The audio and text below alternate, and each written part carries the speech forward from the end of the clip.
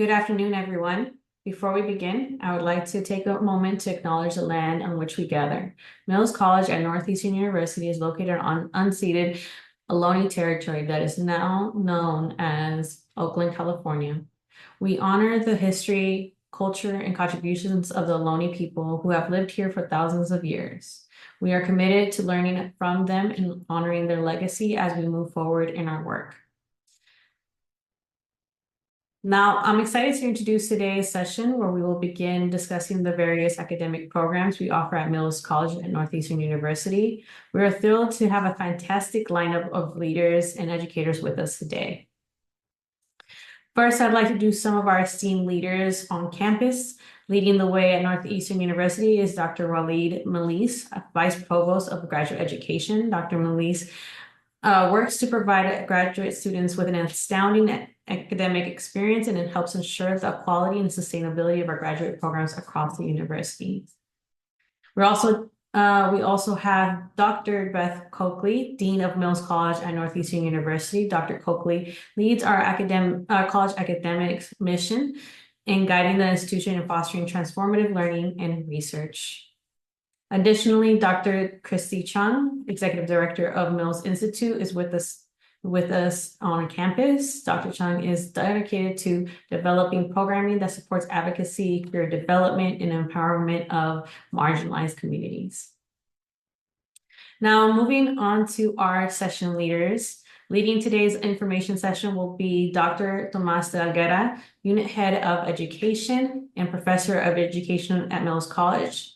Dr. Garguera has been a faculty member here since 2010 and has played a pivotal role in shaping our approach to pedagogy.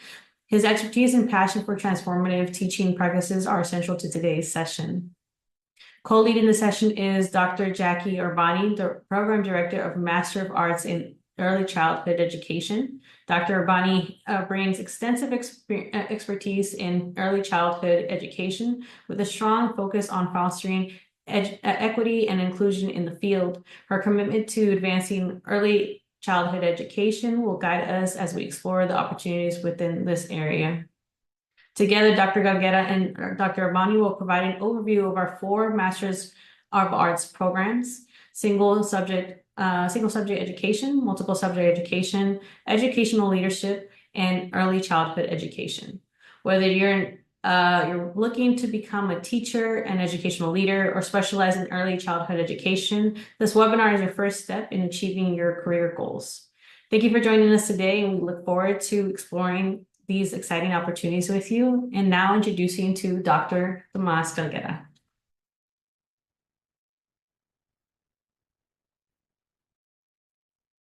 Thank you, Kelly. Welcome all. We're very excited about this opportunity to give you a little insight into what our programs are, what Mills has been and will be, and all the potential opportunities that you have. I would truly believe that our graduates are visionary leaders, and it's become a bit of a cliche about change makers and so forth, but we actually have evidence that in fact is what happens with most of the people who go through our program, where not only they get a degree and educate, but also actually change communities with this idea of educational equity, access, as well as racial and gender justice. So this is something we take seriously, and we work explicitly and purposefully toward this goal.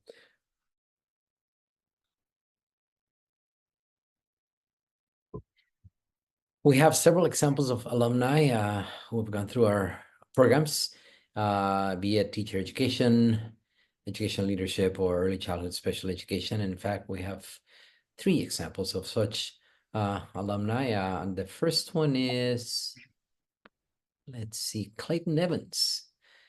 Clayton has done some amazing work in terms of science as a science teacher, a lot of sort of project-based applied science, and he's quite successful working in the Oakland schools, high school, and he's someone who embodies and exemplifies the principles and practices that we are so that we take ourselves dearly and seriously.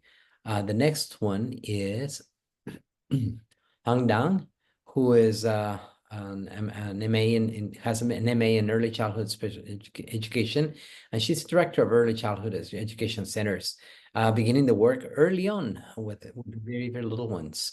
So these are people who, let me admit somebody else who just got here, who exemplifies, again, not only someone who got a degree in early childhood, but has become a leader, in fact, in their field.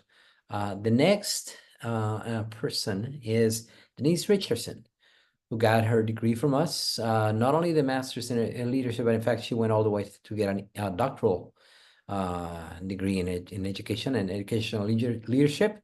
And she's currently the president of Berkeley City College. So again, another example of someone who's embodying this idea of leadership for justice, equity, and transformative action in their schools. So these are just but three examples of alumni who have gone through our program, been successful in making great changes in schools and institutions. So we have 4 graduate programs, but in fact, there are more credentials. In fact, there's 7 credentials embedded in these Masters of Arts programs. One is in multiple subject education. The next one is single subject education. Both of these are teacher education programs, and they are 5 credentials in those, one for multiple subject and the other one single subject. There's also an MA in education leadership that has embedded in it the administrative services credential requirements. And the last one, but definitely not the least one, is the MA in early childhood education that has an early childhood special education credential requirement, meets all the requirements for that credential as well. So again, 4 master's programs, but in fact 7 credentials embedded in them.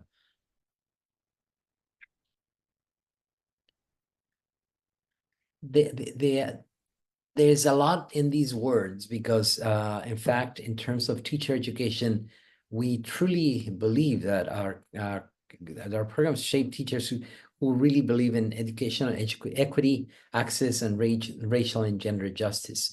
Notice that the subtitle of Education for Liberation, Justice, and Joy. We're very purposeful in our choice of words. We really believe that in order to succeed as teachers, one needs to practice in this manner. There's a liberatory aspect to education, and it isn't just simply in what we read, but in fact a lot of the embodied pedagogy that we practice. Well, all of that is a concern and a worry and an obsession almost for justice. And then we need to remember that this has to be a joyful profession, and that is something else that we also practice and talk about all the time. So this is about teacher education, and for that we have 2 MA programs that fall under this rubric: a multiple subject and a single subject. They both have similar prerequisites. They both require, and by the way, most of these prerequisites are in line with what the California Commission Teaching Credential requires for anyone to enroll in a credential program. So you must have a bachelor's degree from a regionally accredited institution. What major it is, it matters to some extent, and that's for the next point, that you must have satisfy the multiple subject matter competency requirements. Okay, and that is in fact multiple subject for elementary, or the single subject for each of the credentials. And there are many different ways in which you can do that. You can do it through testing, through demonstration of your academic preparation by a degree, or just coursework and testing. You can do it in a combination of ways. So there's ways in which you can do that, and you must meet that requirement. The third point is that you also need to have some sense of what you're getting into. So we ask you to have at least 40 hours of some sort of practical experience. It could be a volunteer, paid, or anyway in a kind of a school-like environment. Could be summer camp, could be sort of in a volunteer in some after-school program. It could be as an aide in a school. We have to evaluate the aspects of tutoring individually, because there's some instances in which that works and in some other ones it doesn't quite work. But in general, we want you to have some sense of what you're getting into, and that's what this requirement is for. Now, in terms of single subject, there are some features of this program that are in some ways very unique. First of all, of course, it meets the requirements for the preliminary teaching credential, but it does that all in the first academic year. So in fact, you have a choice. Most people, of course, choose the whole master's degree with a credential, if for nothing else, because that'll give you a leg up in terms of your compensation when you go into a district. But even if not, the fact that we build this master's into an inquiry-based approach to it, that is doing research in your practice, is why the master's is important. Now, you need to also gain the skills that are required for the standards for teaching any one of these subjects: arts, English, French or Spanish as world languages, mathematics, science, or social science. Sometimes it is possible for people to get to these credentials, though it is difficult to do that concurrently in the same year. It's always a little bit easier to get one and then first and then the second one later. You also must engage in an anti-racist, culturally and gender inclusive practice, and that is going to be done predominantly through your clinical placements with your cooperating teachers and supervisors. And for that, you can do it in two ways. One, you can go the traditional way, which is student teaching. That is, you are placed in a classroom in which you practice. It is really an apprenticeship model of teaching. So you begin by working in small groups, taking care of some of the more routine aspects of classroom experience. Eventually, you grow into developing your own lessons under the coaching and direction of your cooperating teacher and your supervisor. And eventually, you assume responsibility for the classroom. That is the student teaching pathway. The other one, we recognize there are a lot of people who've been teaching quite a while, and they have the chops and the experience to really be teachers full-time. And in fact, they're doing it. So the problem is that they don't have the credential to get compensated in a fair and adequate manner. And for those people, we have the intern option. This is the requirement for that is that you need to have 100-hour minimum preparation for intern teachers. And that is why these programs start in the summer, because we need to get you ready for that start of the school year. So for both of these programs, the master's in single subject and master's in multiple subject, you need to start in the summer to be prepared for the internship option. The next slide, please. The multiple subject is essentially the same requirements, except that here's an interesting piece of multiple subject that most people don't really understand. A multiple subject credential, in fact, prepares you to teach in all classrooms and self-contained classrooms in California. Obviously, we emphasize the preparation for the elementary grades, and as such, we do prepare you, especially for have an understanding of all the subjects. But in fact, because it is multiple subject, you are qualified to teach in all classrooms. It is very rare that this is the case. Occasionally, you do find it in some of the more remote schools, a one-room school, of which there are still a few of the foothills of the Sierra and all the places like that, in which you can teach different grade levels in one classroom. And that's the fourth point of preparing educators to teach a whole child and successfully integrate all the pieces of authority, care, academic rigor, playfulness, and joy. The other requirements are essentially the same.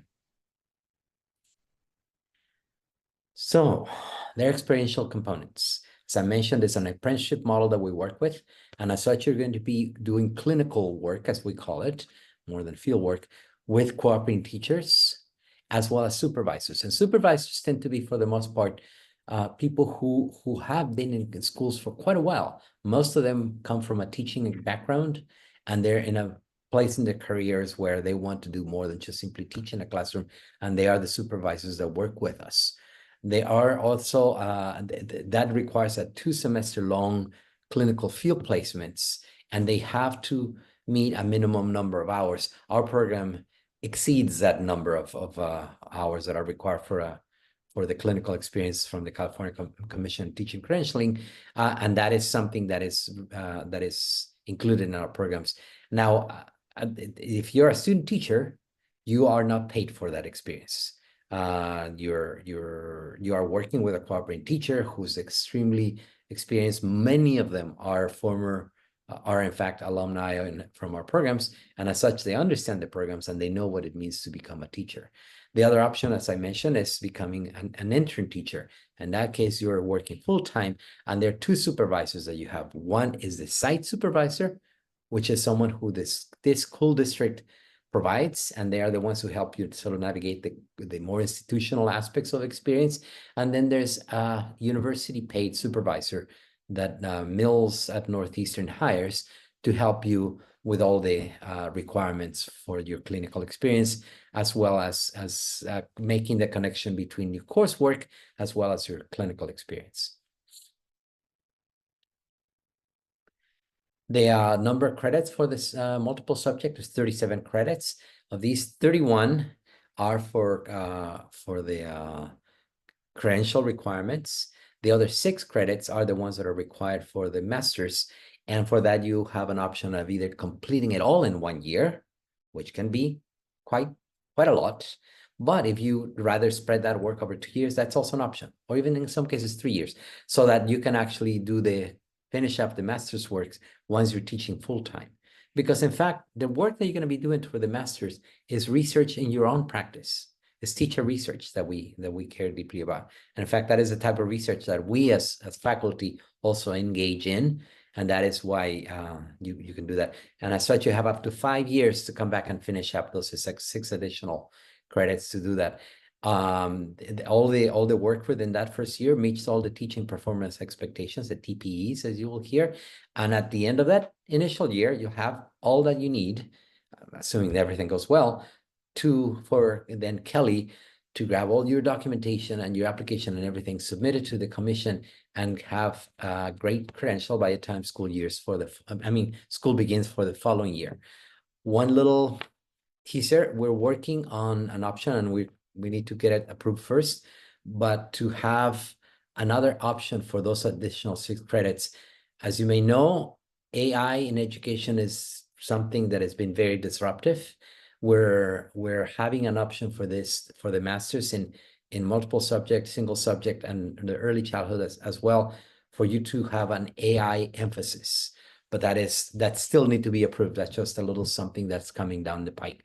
And we'll be more glad to announce it as formally starting once it is all approved by the governance structure. The single subject is 36, is 1 less credit. And again, it's 30 for the credential. All of those meet the requirements. And then you have 6 additional credits that you complete in the other manner. And again, this is all very similar. In fact, the 6 additional credits include teachers from single and multiple subject together, and even early childhood. So that is work that is done as a cohort, because we believe that you're a teacher first and then a specialist second. So what are some courses you're going to be asked to take? Well, sociopolitical foundations. These are sort of courses that everyone in the teacher education program takes. These deal with the big social, cultural, political issues that we're all dealing with. That is what a lot of the work in education is about. There's also a lot of important components having to do with human and community development. We don't like to talk about classroom management, but that's where a lot of that work resides, because we believe you need to develop a community in your classroom to do that. Multiliteracies, that is both for single and multiple subject. That's a lot of the work on making sure that your students understand not just how to read and write, but in fact, how to decode a lot of the digital content that is going to be coming their way, and especially with AI and everything else. That's an important one. We have English language development. That is a course that is very dear to me, and which I ask you to question the nature of how we use language for academic purposes. Okay, notice I didn't call it academic language. It's language for academic purposes, and we think about the functions of language. We also talk about curriculum instruction. That's where you do lesson planning in a way that is critical, that you're always asking the question about who's being represented in the content that is presented. We have pedagogical content knowledge lab, and that is where you connect the clinical work explicitly. That's where a lot of discussion happens about what happened when you call on that one student and he got up and threw the chair across the room. No, don't worry about it. That is a rare occasion, but occasionally will happen. So you get to talk about that and some of the more difficult issues. That in some ways it's an easier one to deal with, and some of the experiences that many of the students bring with them to the classroom, and that's where that gets discussed. Topics in STEM, of course, that has to do for a single subject, obviously, because that's science and math, but also the multiple subject has that specialty because we're explicit about the need to do that. Perspectives on disability inclusion assessment, which my colleague Jackie will be more than glad to tell you about. She's the one who teaches that course. And finally, there's a research seminar for the master's component that I already spoke about. And that one, we ask you to examine some type of student work for evidence of their learning and how it is that you are teaching. So there are many people who are eager and very, very willing and able to hire grants. Most of the local districts include them, but also even other districts from far away. We've had people from LA Unified contact us and even do job fairs here at the Mills campus, at the Oakland campus, with that in mind. So that is one sector of the potential employment, all the school districts. You can also think about careers in it. And in addition to all the districts, AmeriCorps, and all some of the other different ways in which you can move through it. Notice that once you're in education, in some ways, you can wear many different caps. And in fact, many teachers end up in some leadership position or grant writing kind of a position. But there are many districts. These are all the districts that have hired our alumni in many different qualities and conditions. Lead by Learning, by the way, is a very exciting project here at Mills, who started out as an outgrowth from our programs, from teachers who were almost obsessed in doing research in their own practice, and they wanted to continue doing it beyond their degree. So they are a very successful group, and I encourage you to look them up online. Lead by Learning, we're very proud and happy to have them be part of our community.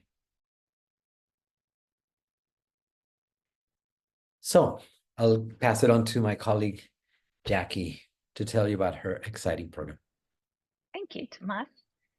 So my name is Jackie Urbani. I'm a professor and the director of the Early Childhood Special Education Program. So you would earn a master's in early childhood, and you would earn a teaching credential in early childhood special education, which gives you the opportunity to teach children with disabilities from birth up through kindergarten. So you're working intimately with those kids and their families. Our experiential learning experiences aim to be the global standard. We want to have practitioners who are able to lead in their professions and across the country and across the globe. You will be supporting young children and their families. As I said, there are two kind of aspects of early childhood within this credential program. One is early intervention, which is considered birth through preschool. And then there's preschool through kindergarten. So we prepare you to teach in both of those environments, and you have student teaching placements in both of those. Here are some pictures from the Mills College Children's School. My program is very closely linked to the Children's School, and that we typically, in the first year of the program, it's a 2-year program.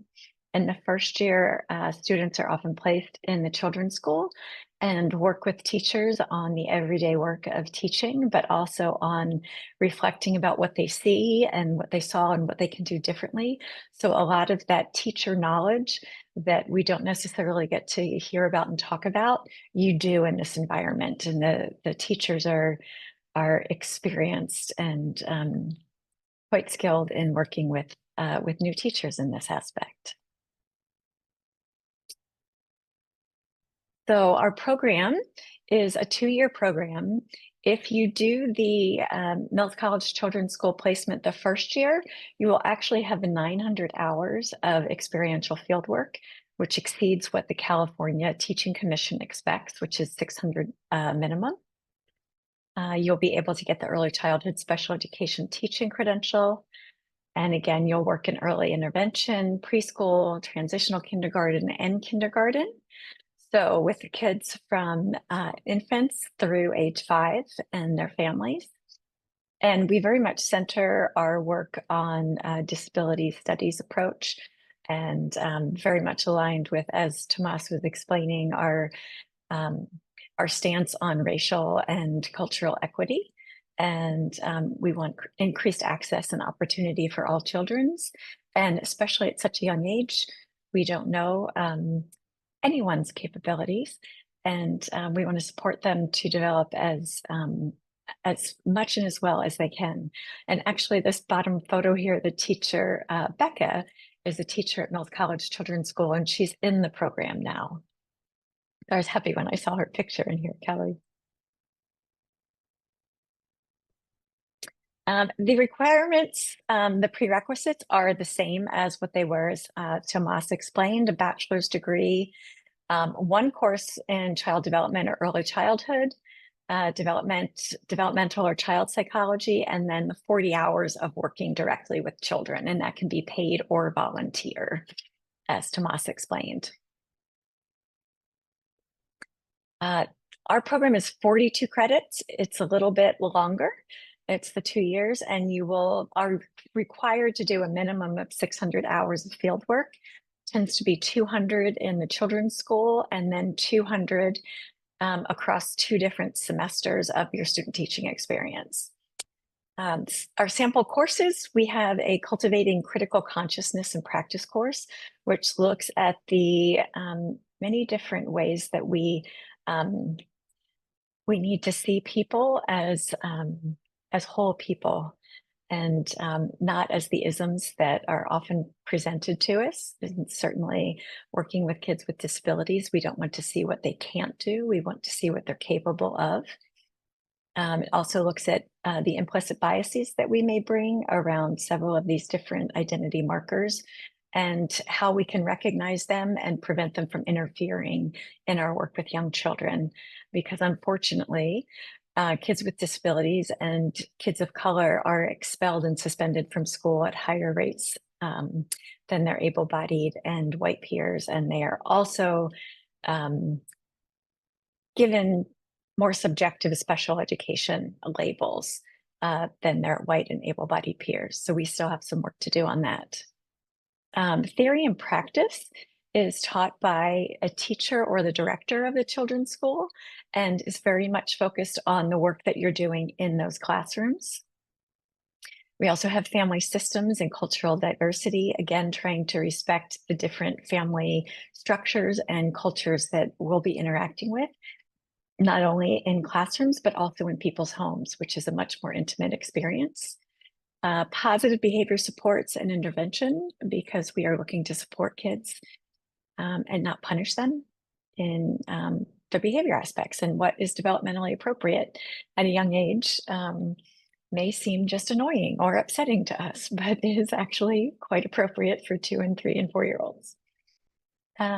You'll have field experience in the early childhood settings, both in the early intervention, so birth through preschool, where you're going into homes, and then preschool through kindergarten, where you'll be in a classroom.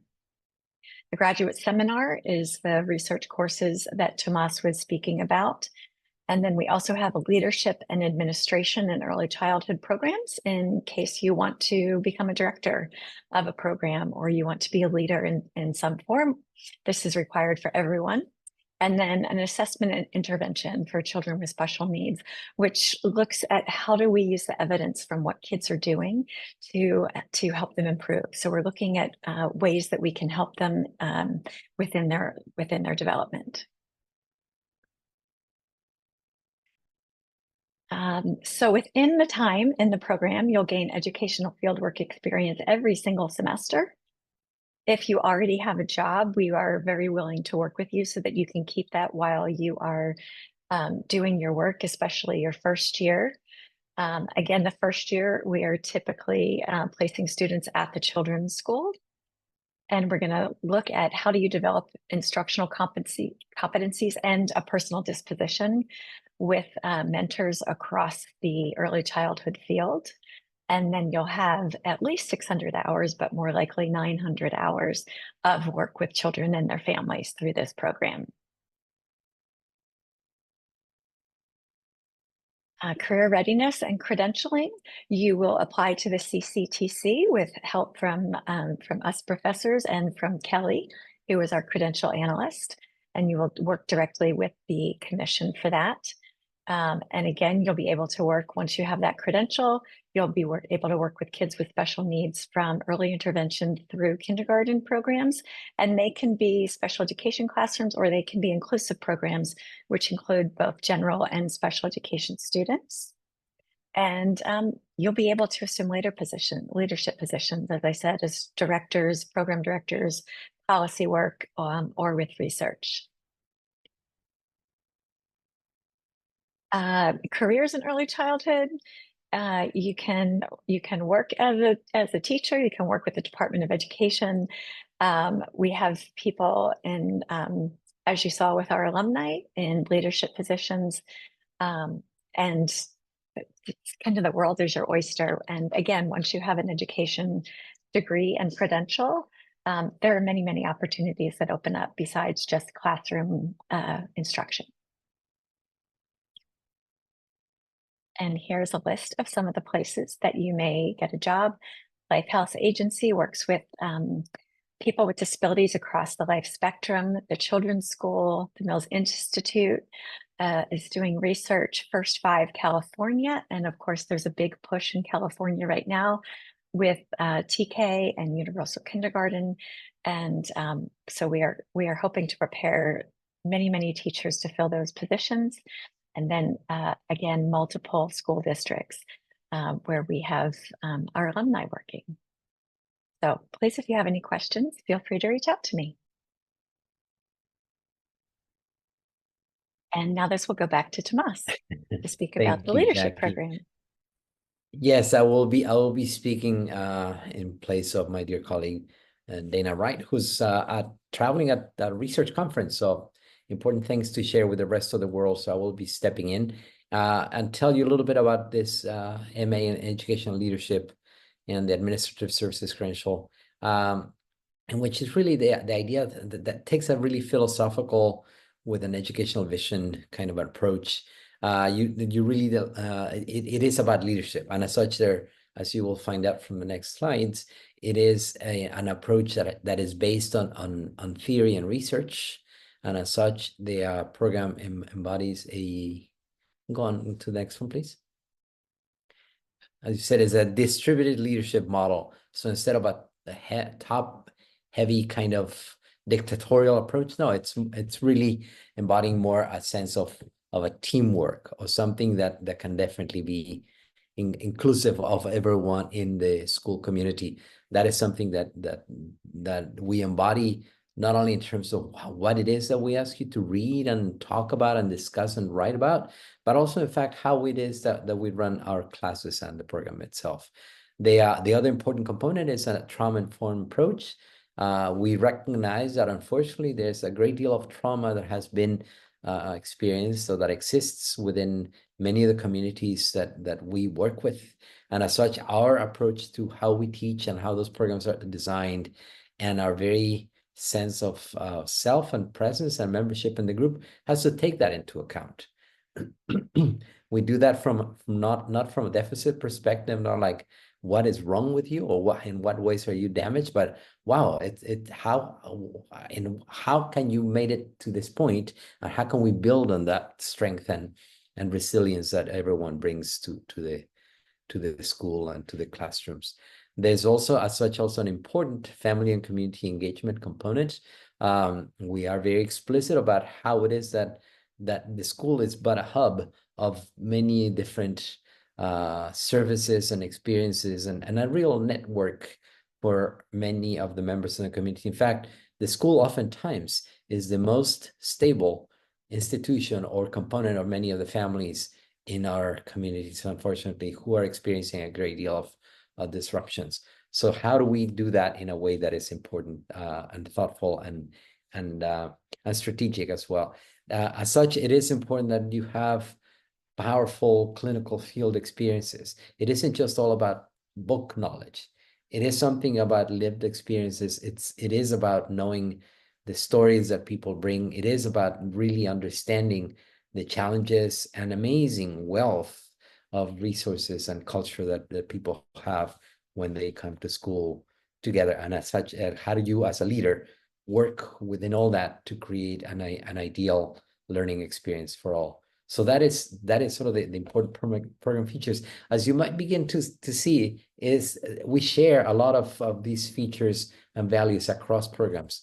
We're leaking all over the place in terms of the programs, in terms of values and features. Thank you, Kelly. The next one, please. So again, as I mentioned, the distributed leadership model, as such, the school leaders are not. It's sort of I'll follow.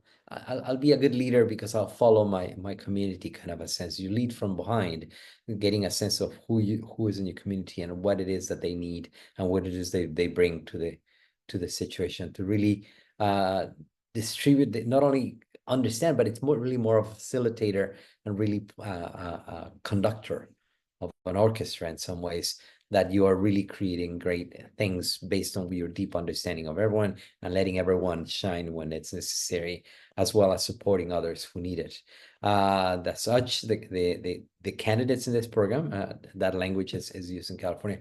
You're a candidate to a credential. So the candidates will coach and support teachers and other staff in trauma-informed approaches to leadership and to practice.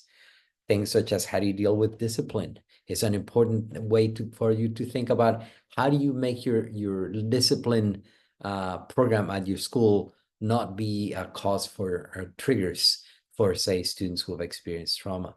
So how do you do it in a way that is inclusive of or mindful of trauma? That, as I said, is unfortunately way too prevalent among many of the communities that we work with. Similarly, family and community engagement in school life. How do you create situations? How do you write grant proposals? So say, for example, bring resources to your school such that these families can be engaged in ways that are useful and beneficial to all, such that your school really benefits. In a way, it's an investment in the community because that comes back to you. The teachers will struggle a lot less when there are resources in the family that the school in turn provided, so that it's a little bit of a way of building your foundations for the community, and that is something that needs to be inclusive of families and communities as resources for the work that you do in the school. As such, the features similar to the other ones, it's powerful field work and clinical experiences. Again, in that sense, it's something that is very much resonant with a lot of the values of Northeastern universities, that is a contextual approach to learning. You learn through doing and by analyzing your practice and that of others in your school. So we work with coaching teachers. The candidates coach teachers under the supervision of a supervisor, as with the other programs. There's also much analysis of practice. Videos, for example, doing analysis of videos is an important way. Not only that, but then also how do you provide feedback? That is important. And not only how do you provide feedback, but also how do you making sure that you receive feedback and how it is that you're providing that feedback. It is all very, very reflexive in that manner. So the instructors have the instructors in the courses in the program have a dual role as faculty and former school principals. They know what that is like, what you're going through the program, and what it is that you can expect in schools. Same thing as when you're in the school. There's a network there who will give you feedback, come and observe, assist you when you're encountering difficult situations, say with a family who believes that their child has not been treated fairly, which you can expect. How do you deal with that when in fact there's a family who's a speaker or Hmong, and you don't have anyone in the staff who has a proficiency in that language? How do you deal with that situation? Where do you find resources? How do you engage them in a way that is culturally informed and that is effective in sense? So in that sense is how it's why the program is also in person and academically rigorous. But the most classes also recognize that you're all working professionals for the most part, and that such classes meet once a week in the evenings, and that it gives you time to do your work and also complete the coursework. This one assumes that in some ways you're in an internship-like situation, even though it's not specific to the credential itself. Most of the people who are in this program are in fact either current teachers or engaged in some other related work, service work, who then are coming in to complete the coursework to meet the requirements for the administrative services credential. Again, the same as with the other programs, we help you how to navigate the legal, ethical, social, and physical demands of education leaders. And as such, they are mentors who provide coaching models and examples of practice. There's nothing more helpful than say a former principal who says, yeah, I encountered that budget crisis one time, and this is how I solved it. Or yes, in fact, when that came from the district last time, that mandate, this is how we adapted quickly to deal with it. So providing that kind of guidance comes from the supervisors, the field supervisors, as well as the faculty. Essentially, all of the faculty who teach in this program are practitioners in some way or another. So the field experience is key and central to the spirit and ethos of the program and the way everybody talks about it. It's not a sort of a book-only approach to it. As I mentioned before, one of our graduates is the president of the community college nearby, but also you'll find a lot of our graduates in most of the Bay Area school districts around here. They include, Alameda, Contra Costa, Sacramento, and it's, San Francisco, San Mateo, and Santa Clara, which are a little bit farther away. But they are the ones who are becoming leaders. And as such, the Mills College at Northeastern University programs, especially in their history, are known for creating excellent leaders who change schools for the better. So prerequisites, you need a bachelor's degree, as I mentioned already, as with the other ones. This one requires you also to have at least 5 years of full-time teaching experience, and you need to have been a credentialed teacher. Unfortunately, there's no option here for if you. I know it seems unfair, but a lot of people have sort of a lot of teaching experience without being a credentialed teacher, and that unfortunately is a requirement from the state. But you have to have been in a designated subject. So you can have some other ways of working in that system without being a traditional teacher, such as counseling, librarian, school health, or if a student is in their 4th year in teaching, they can then also add the ASC and MA program that year. So you can do, there is some flexibility with that, but unfortunately, this is one of those requirements from the state that we cannot get around. Also, if there are some specific circumstances to you, that is one of the great advantages of our programs, and this, by the way, applies to all of them. We care about your individual situation. And I know that many of you are thinking, well, I have this and not that, I have this problem. Please talk to us. We'll be willing to work with you to find the best way to overcome any obstacles to you becoming the professional that you want. But a lot of this information is also available online from the Commission Teaching Credentialing, and there are links on these slides which will become available to you afterward that you can also use. The next slide, please. So you need for this one 30 credits in total. That's the one that includes the MA. In this one, all the courses are leading up to the credential requirements. So this, in contrast with the early childhood and the teacher education credential programs, this one does not have the option of not getting the master's and the other ones. This one, all the courses count toward that, which in a way is advantageous because you end up having to take fewer courses, but it is explicitly intended with the goal of getting you their ASC credential. Now you do need a 1-year commitment for completing all the requirements, and as such, the standards are as well as the ASC credentials. Those are the California Administrator Performance Expectations. It's an assessment that the state uses to ensure that all the competencies are demonstrated by all the candidates. And then those are integrated into field experiences. That is, you need to be practicing some aspect of leadership in order to be issued the credential. So it is possible for you to complete all the coursework, but until you clear the CAPE, that is the California Administrative Performance Expectations, and complete supervised field work in, say, either I don't know, a vice principal or some other say for example department the head or some similar leadership position. Once all that's when you get the credential. So this is a little bit of a different situation as with the teacher education and early childhood education credentials, in which the field work is built into it. This one is dependent on your particular situation. So for that, you also need a capstone project, the professional portfolio, which builds in a lot of the performance expectations into it as a way to scaffold that process for you. But also, of course, as I mentioned, the coursework for all the for the MA, that one meets all the requirements for preliminary administrative services credential in California. Now, you can apply for the SAC in any K-12 public school, and also the assessment, you can submit it to outside reviewers.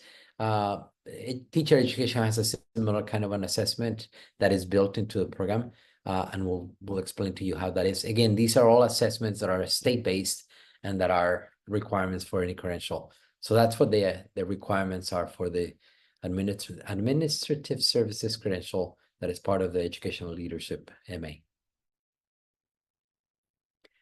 Again, some of the courses are going to be very similar to ones that I mentioned before, that we mentioned before: school on public policy, instructional leadership. These are all courses that have direct connections with field components. So even if you're not sort of related in some ways to a position, they will ask you to examine some aspects of educational leadership as a field experience, as I mentioned before. Working with family communities, there'll be inquiry projects, research projects, in which you'll probably, say, for example, go and map all the community organizations in the district you plan to teach, or find the churches that are related to or associated with a school community. You might not be surprised that churches tend to be important community centers for these schools. So same thing, fiscal and business services. You do need to be mindful of budgets for schools. That's one of the things that distinguishes this credential from the other teaching credentials, in which there's more of a business model associated with it, and as such, it's an important one. And of course, trauma-informed leadership is a very important component of this credential, something that in many ways distinguishes our programs from other programs in the area that are less attentive to trauma, but we believe it is essential for the work that we do. Again, the districts that you'll see that they're starting to seem familiar, but in addition, an ed leadership master's also gives you opportunities to work with community colleges, which is something that is different from the other programs, but also some of the other institutions or organizations in the area that are important for the work that we do are part of the careers that you can expect with a degree in education leadership. Some of our graduates, in fact, have gone on to work for the University of California, the office, in many different ways, either doing research, policy work, or similar careers. Our application overview, starting with our application deadlines. I know that we have some international students on our call right now. So if you would look into our early childhood education, our deadline for outside of the US, meaning you still need to apply for a visa, will be April 15th of 2025. If you already have some paperwork already submitted or in the process of getting things submitted, if you are qualified to learn and go to school in the US already, the deadline would be June 1st. Similarly for education leadership. For multiple subject and single subject, though, the deadline is January 15th outside of the US and March 1st inside of the US. For the domestic students on the call, our application deadline is June 1st. For our priority deadline for early childhood education for multiple subject and single subject, it is April 15th. And for education leadership, it is also June 1st for priority and July 1st for the complete deadline. Moving forward, for our application process, not only did we highlight some of the things that are program specific, but we also have an online application that I will add the links to our chat in a second. We look for a minimum of 3.0 GPA, but we do a holistic review of your application. So please do not get intimidated by that number. It's more so a holistic review of all of your experience. So we therefore will need a transcript of all schools attended, undergraduate and graduate, a statement of purpose. 2 letters of recommendations are required, but 3 are recommended. Your resume, an application fee, but because you came today, we will offer a application waiver, and we'll also put that into the chat as well. And of course, we have a lot of support in your enrollment process. So we can connect you with an enrollment counselor and also any questions that you may have. Now, I'm sure that there's a lot of questions that come up for financial aid, both domestic and international, and there is a robust amount of resources that you can access through the studentfinance.northeastern.edu. If you have any questions about that, we have a lot of resources for you to look into to see what could be applied to your specific situation. To that end, also, I want to address now the question that came up in the survey, in the quiz, is that unfortunately, as the case for the state credential requirements, there are some requirements for international students that unfortunately we cannot circumvent, and that is that in order to get the visa that you need to come to study, you have to meet some requirements. And again, we would love to work with you once you're here working with us. Then we'll find ways to support you as best as we can.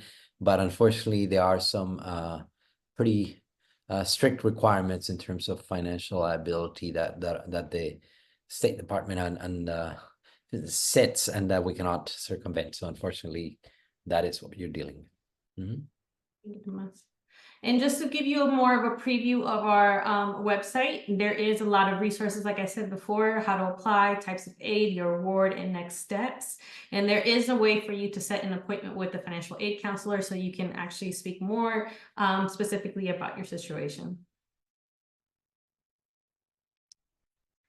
Now, in your support team, like I said, we do have a lot of support in your application process. You could be matched with an enrollment counselor. Our School of Education faculty and staff are very open to your questions and concerns. Of course, there's student financial aid services like FAFSA, loan distribution, payment plans, and loan refund requests. We also have amazing academic advisors that would help you with the registration process, course mapping, and co-op experiential project. And also, if you have any graduate work already fulfilled, we can always discuss your specific situation with the transfer credits. Like I said before, our faculty and staff are very open to your questions if you are interested. This is a full list of all of our program directors: Dr. Jackie Urbani, Dr. Tomas Galguera, and Dr. Dana Wright, and as well as my information down there as well as a credential analyst and academic coordinator here to help you with any questions that you may have. And if you, for our international students, we have also some websites that will be helpful for your convenience as well. Is the Office of Global Services, international.northeastern.edu/OGS. This website will give you a full rundown of everything that you need to know as far as applying for the F1 visa, the I-94, and entering the United States. This is also a robust resource for you to obtain an I-94. There is a lot of resources there that will help you also understand how to enter the United States, what kind of who you should contact, and how you can be supported in order to come here successfully. And I will be sharing all the links into our chat for now, but I want to bring it back to if there's any other lingering questions that you may have before we close out today.